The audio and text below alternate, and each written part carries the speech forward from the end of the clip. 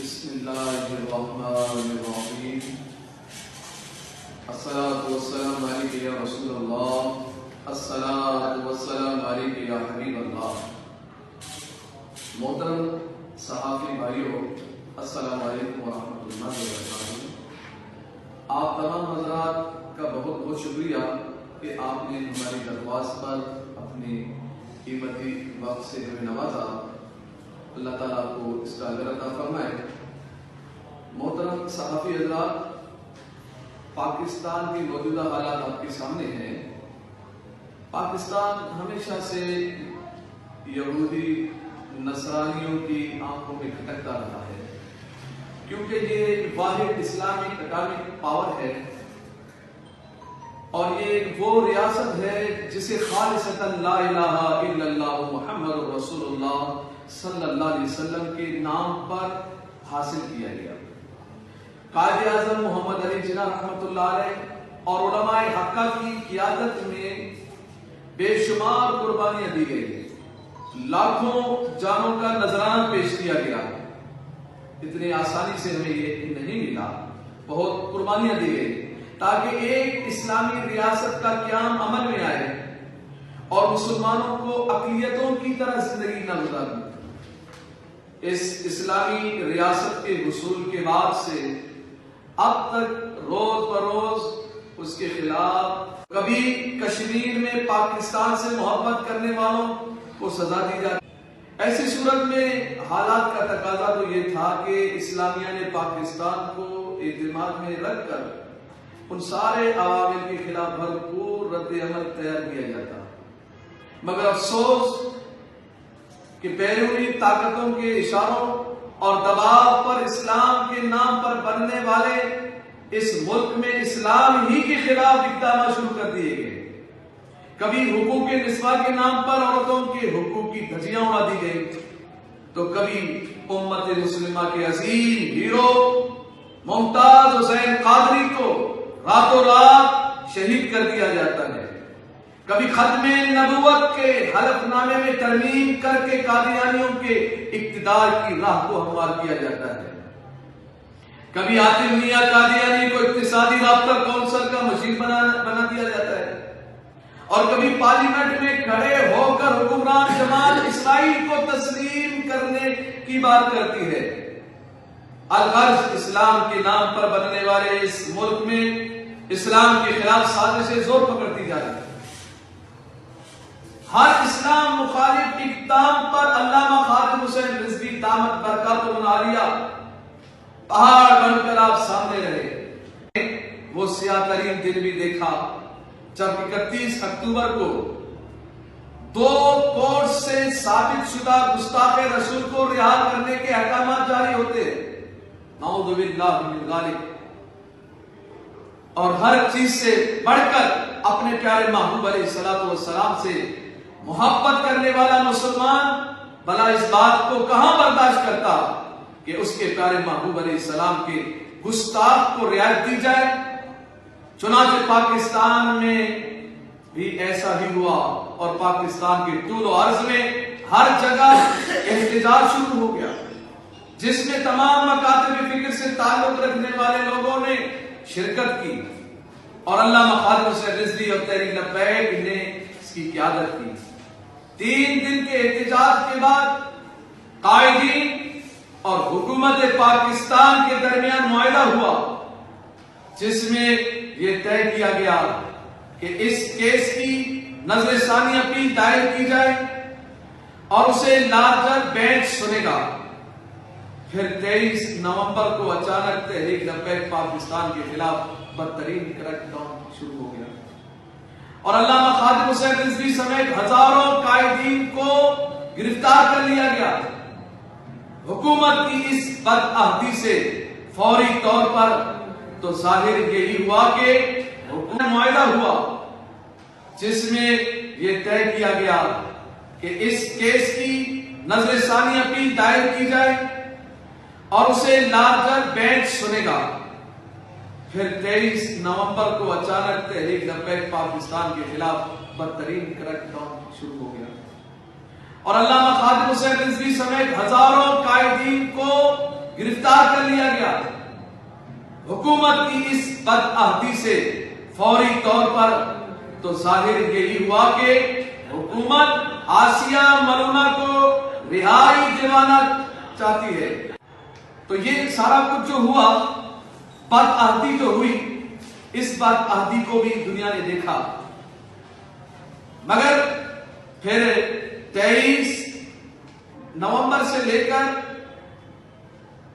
شروع ہونے والا یہ کریک ڈاؤن کئی دن تک جاری رہا۔ ہزاروں لوگوں کو غیر قانونی حراست میں رکھا گیا، ہزاروں لوگوں پر دہشت گردی کی ایفیات کاٹی گئی، یہاں تک کہ بنیادی انسانی حقوق کی خلاف ورزی کرتے ہوئے علامہ خادم حسین رضوی پر ظلم اور ستم کے پہاڑ توڑے گئے اور معذوری کے باوجود شدید تکالیف دی گئی۔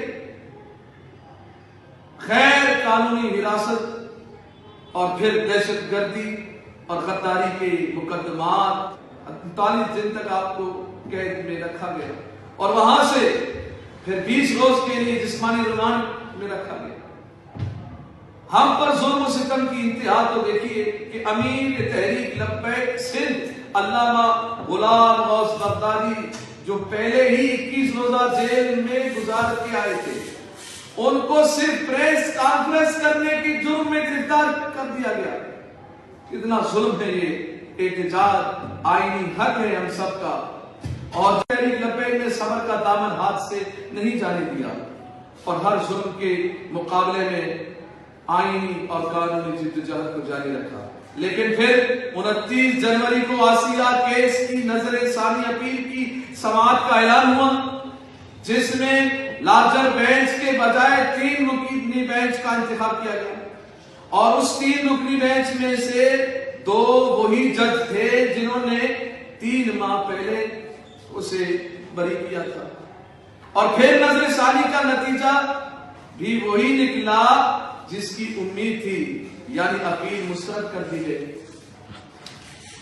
اور گستاخ رسول کی رہائی کا فیصلہ برقرار رکھا گیا، اور یہ ثابت کر دیا گیا کہ 23 نومبر سے تحریک لبیک کے خلاف شروع ہونے والا کریک ڈاؤن ایک گستاخہ کو بچانے کے لیے کیا گیا تھا۔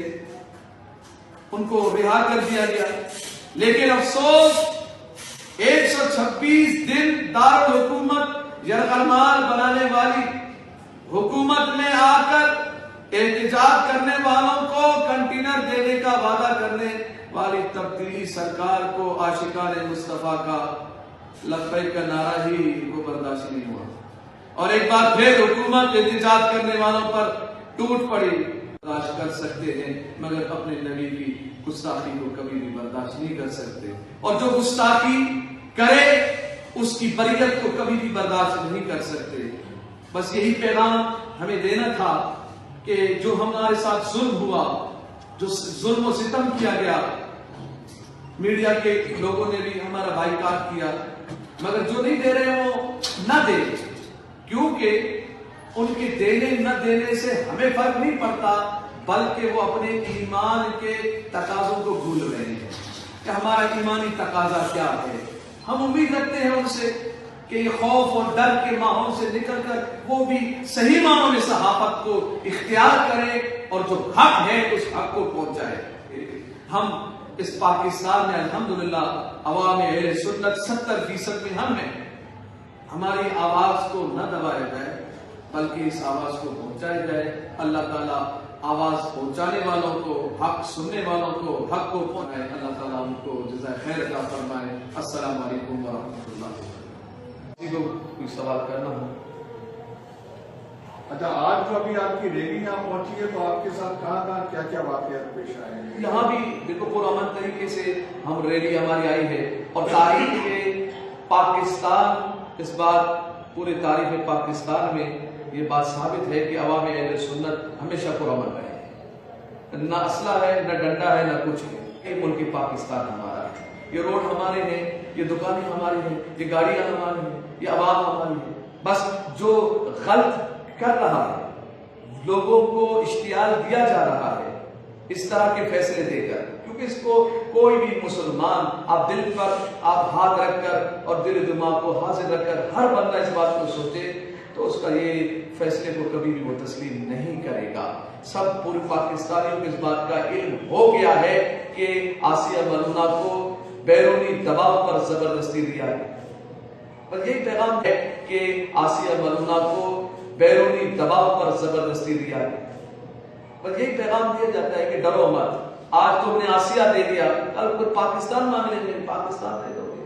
کبھی عافیہ صدیقی دے دیتے ہو, کبھی آسیہ دے دیتے ہو, تو ڈرو مت. اس طریقے سے پورا پاکستان ہاتھ سے نکل جائے گا. غیرت ایمانی کا مظاہرہ کرے اور رب پر توکل کرے. ان کے ٹکڑوں پر پڑنے کی کوشش نہ کرے, مدینے والے کے ٹکڑوں پر پڑنے کی کوشش کرے, اور وہی ہمیں کافی ہے. مفتی صاحب, میرا آپ سے یہ سوال ہے کہ دیکھیں پوری کائنات ہمارے نبی کے لیے بنائی گئی. بالکل.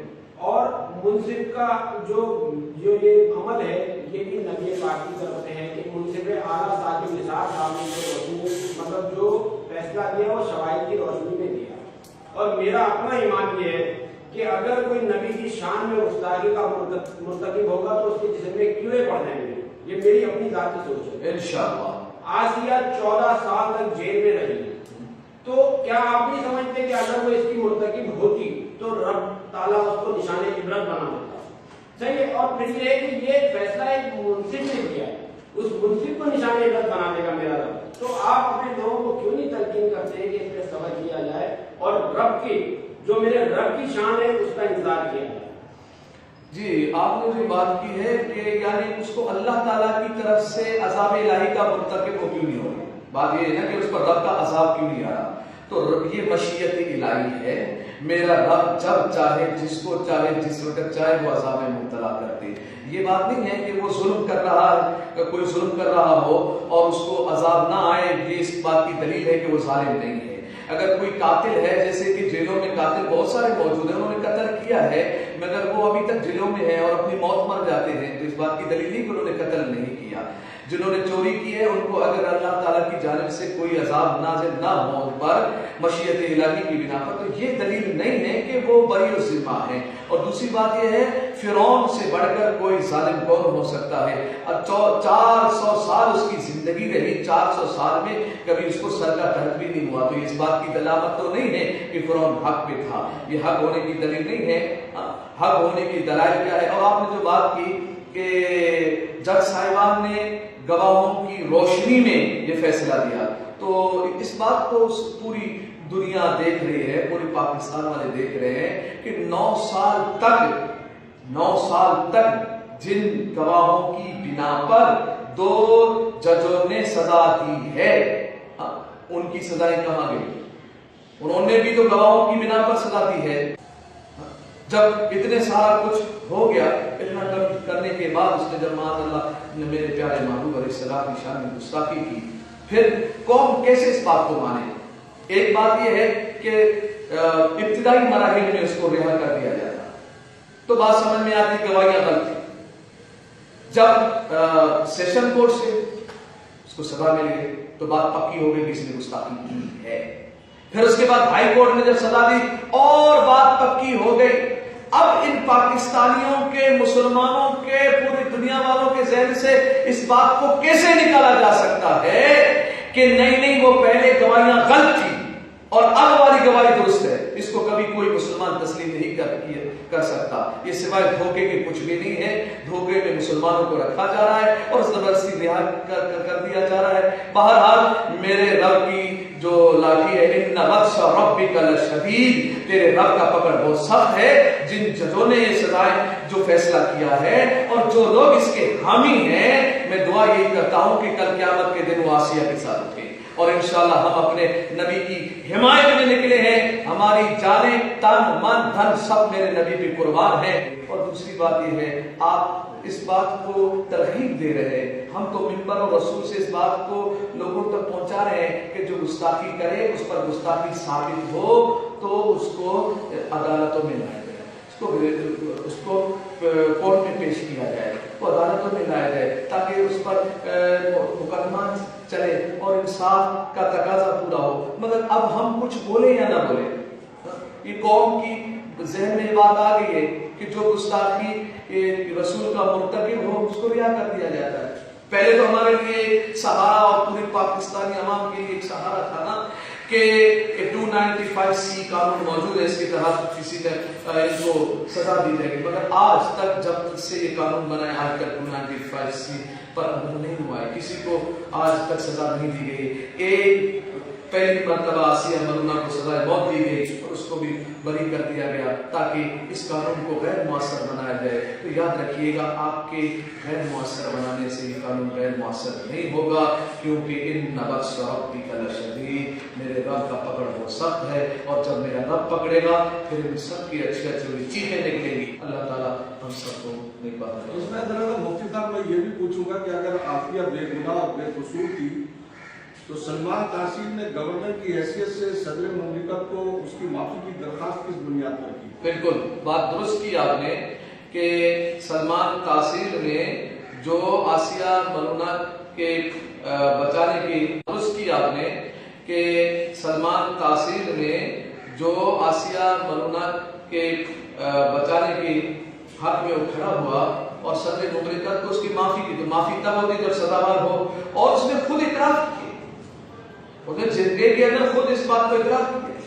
اور یہ بات بھی یاد رکھیے گا FIR جو کاٹی جاتی ہے تو جب تک تحقیق نہ ہو, مکمل نہ ہو, شواہد نہ ہو, کچھ مالا پورے نہ ہو, اس وقت تو FIR نہیں کرتا. اور SP لیول کا ہی بندہ کاٹتا ہے. تو کیا وہ سب ایسے بیوقوف تھے, سب ہی یعنی ان کے عقل کام نہیں کر رہے تھے, کیونکہ کسی کو کوئی ذاتی دشمنی تو ہے ہی سے, کسی کو کوئی مسئلہ تو سے ہے ہی, اور اتنے سارے لوگ جو پورے پاکستان میں احتجاج کر رہے ہیں وہ اپنی ذات کے لیے تو نہیں آئے, وہ اپنے محبوب کی شان کی حفاظت کے لیے آئے. اور اس ملک میں جو ملک ہمارا اسلام کے نام پر لا الہ الا اللہ محمد رسول اللہ کے نام پر ہمیں ملا, اس میں بھی ہمارے ساتھ اتنی ناانصافی کی جائے گی.